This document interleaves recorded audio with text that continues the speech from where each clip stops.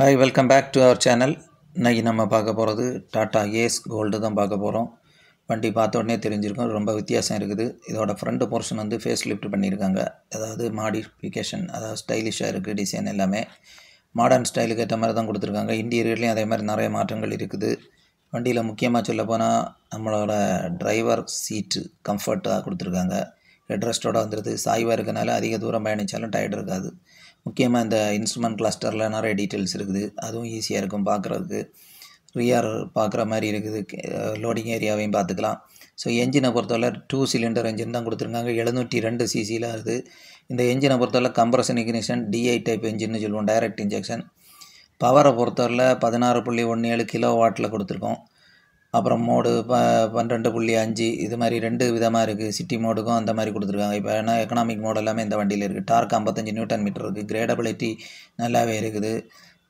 இது மாதிரி விஷயங்கள்லாம் நிறைய பண்ணியிருக்காங்க. பக்காவான டிசைன் மற்றும் அதோட பர்ஃபார்மன்ஸ் எல்லாமே நல்லா இருக்குது.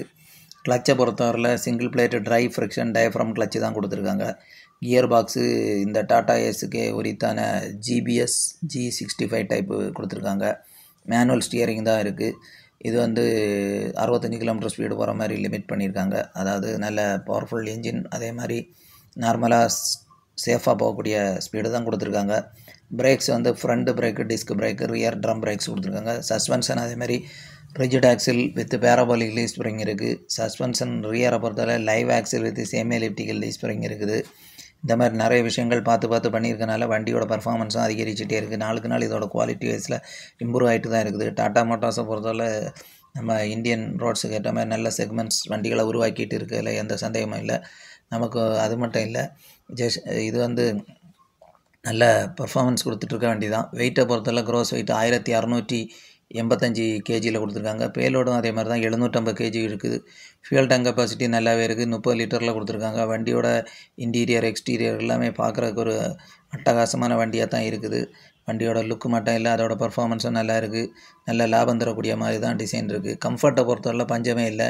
எர்கோனாமிக் சீட் இருக்குது. சீட்டை பொறுத்தவரை ஹெட்ரெஸ்ட்டோட வரதுனால லாங் ஜேர்னி பண்ணும்போது டிரைவருக்கு டிரைவருக்கு எல்லாமே டயர்டு இருக்காது. ரொம்ப ஈஸியாக இருக்க மாதிரி தான் பண்ணியிருக்காங்க. அதுமாதிரி நல்ல பெட்டர் டிரைவிங் எக்ஸ்பீரியன்ஸை கொடுக்கதான் இருக்குது. வண்டியோட அவுட்டர் பர்ஃபார்மன்ஸ்லேருந்து கிரவுண்ட் கிளியரன்ஸ் எல்லாமே நல்லா இருக்குது. வண்டியோட மற்ற பர்ஃபார்மன்ஸ் வைஸ்லேயும் நல்லா இருக்குது. மைலேஜ் நல்லா தர்ற மாதிரி தான் டிசைன் பண்ணியிருக்காங்க.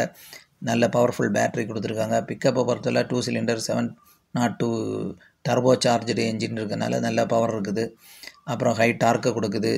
32% வந்து ஆக்சலரேஷன் ஸ்பீடு அதிகமாக இருக்குது. அதாவது 0லேருந்து 60 km/h போகிறதுக்குள்ள ஸ்பீடை ரீச் பண்ணுறது வந்து பழைய வண்டிகளை கம்பேர் பண்ணும்போது இதோட ஸ்பீடு வந்து 32% வேகமாக ரீச் ஆகுதுன்னு சொல்லுவாங்க. மற்றபடி வண்டியில் பர்ஃபார்மன்ஸ் வைஸ்லையும் சரி, அதோட பில்ட் குவாலிட்டி எல்லாமே பக்காவாக இருக்குது. டாட்டாவோட லோகோ எல்லாம் பக்காவாக கொடுத்துருக்காங்க. நல்ல ஃபினிஷிங், அது மாதிரி இன்டிகிரேட்டட் ஹெட் லேம்ப்ஸ் எல்லாமே வந்துடுது. மைலேஜும் நல்லா இருக்குது. ஏற்கனவே இருக்கக்கூடிய மைலேஜை விட இந்த கியர் பாக்ஸ் சிஸ்டம் எல்லாமே நல்ல கேபிள் ஷிஃப்ட்டு ஆப்ரேட்டர் மெக்கானிசம் இருக்கனால நல்ல மைலேஜ் தர மாதிரி இருக்குது. இதோட மைலேஜ் விஷயத்தை பார்த்தோம்னா 5% மேலே அதிகமாக இருக்குது. ஸோ நல்ல எக்கனாமிக்கலாக இருக்கனால அதிக லாபம் சம்பாதிக்க மாதிரி தான் இருக்கும் இந்த வண்டியை வச்சு. அதனால் இந்த வண்டி நிறைய மக்களால் விரும்பப்படக்கூடிய ஒரு வண்டியாக இருக்குது. லோ மெயின்டெனன்ஸ் இருக்குது. ஈஸி சர்வீஸபிள் என்ஜினாக இருக்குது. லாங் சர்வீஸ் இன்டர்வல் இருக்குது. 2 வருஷம் இல்லைன்னா 72,000 கிலோமீட்டர் வாரண்டி கொடுத்துருக்காங்க. இந்த மாதிரி பல்வேறு காரணங்களுக்காக இந்த வண்டியில் உள்ள சிறப்புகள்னு சொல்லலாம். அது மட்டும் இல்லை, வண்டியில் முக்கியமாக டிரைவபிலிட்டின்னு சொல்லி ஓட்டும் தன்மை வந்து நல்லாயிருக்கும், இம்ப்ரூவ் ஆகிருக்கு. அது வந்து எஃபிஷியன்சி ரொம்ப இதாக இருக்கும். ஃபியூவல் எஃபிஷியன்சி நல்லா இருக்குது. அது மாதிரி ஸ்டியரிங் பாக்ஸ் வந்து 35% ரெடியூஸ்டு ஸ்டியரிங் எஃபர்ட்டு. ஸ்டியரிங் வண்டி திருப்புக்கெல்லாம் ஈஸியாக இருக்கும். அதனால் இது வந்து மெக்கானிக்கல் ஸ்டியரிங்கே போதுமானதாக இருக்குது. சேஃப்டியை பொறுத்தவரை நல்ல இல்லுமினேஷன் ஹெட்லாம்ப் எல்லாமே நல்ல பவர்ஃபுல்லாக இருக்கனால இரவு நேரத்தில் ட்ரைவ் பண்ணதுக்கு ரொம்ப ஈஸியாக இருக்கும். ஃபோக்கஸ் ரேஞ்சும் அதே மாதிரி தான் நல்லாவே இருக்குது. மார்னிங் ட்ரைவ்ஸுக்கெல்லாம் ரொம்ப யூஸ்ஃபுல்லாக இருக்கும்.